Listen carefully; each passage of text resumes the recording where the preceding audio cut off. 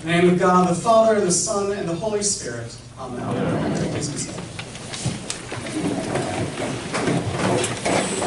Good morning. Good morning. So, one of my favorite pastimes in the few moments when I'm bored, one of my favorite things to do is to go on YouTube and look up and watch old shows from the 60s and 70s. Not old, classic. That sounds better. I find it fascinating because it's like doing time travel. It's amazing to look back at history and get a sense of what life was like for folks. Not too long ago, I was watching a talk show hosted by William Buckley. And this one in particular was really interesting because he was interviewing Noam Chomsky. So you had two people who were both brilliant and eloquent and well-informed and phenomenally well-spoken on complete polar opposites of every issue. And so they sat there for about 45 minutes to an hour talking about every conceivable topic.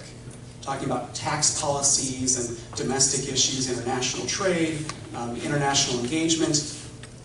And on just about every single thing that they talked about, they disagreed. They disagreed passionately with each other. But the thing about it that I found most fascinating is that even though they were in such disagreement about everything, I was amazed by how they listened to each other. How they were so respectful of the other person while they were talking.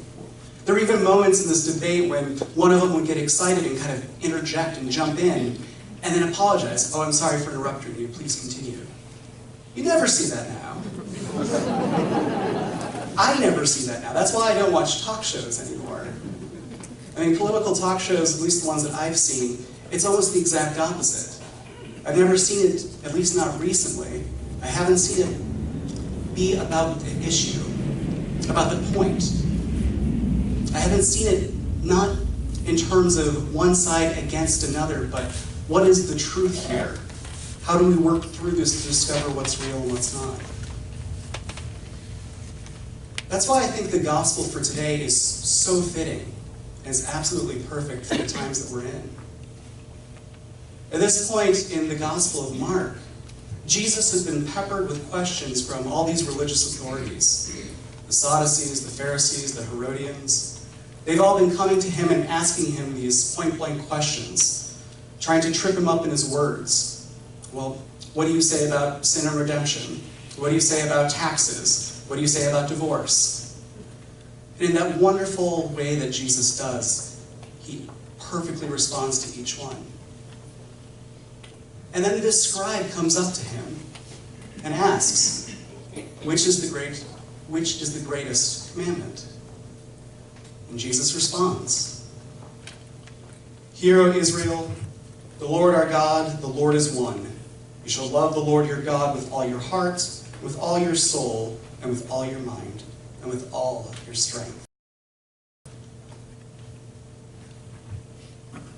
This is not something that Jesus is just making up here in the moment. This phrase that he's reciting is called the Shema. It's the core Jewish prayer that the Jewish people pray. It's the first one that a Jewish child learns how to pray. Most observant Jews pray it at least once or twice a day. It's the last prayer to be spoken in the moments before death. That prayer, Shema. That word, Shema, that means to hear, to listen, to pay attention. And that's the call that God has for us throughout the scriptures. Hear, O my people, pay attention, listen to what I have to say. And that word, it's not just hearing, it's not just this auditory thing that happens, but also the response. It's a call that we hear God and we respond to God. The Shema, to hear. It's about listening to a deeper truth.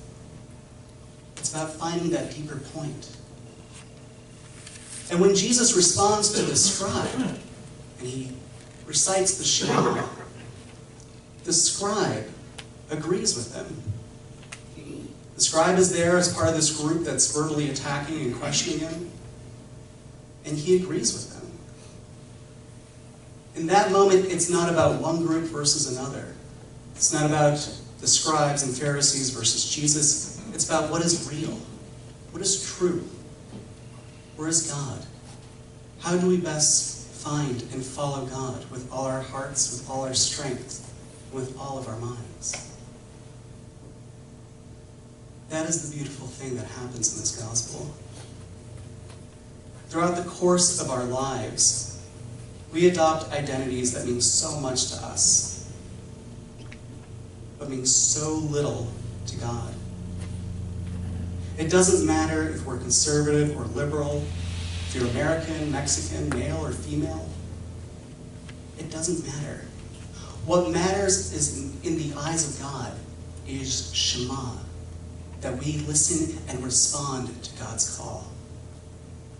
Because when we don't Shema, when we don't listen to God, when we don't respond, then we cannot grow in our love of Him. Amen. Amen.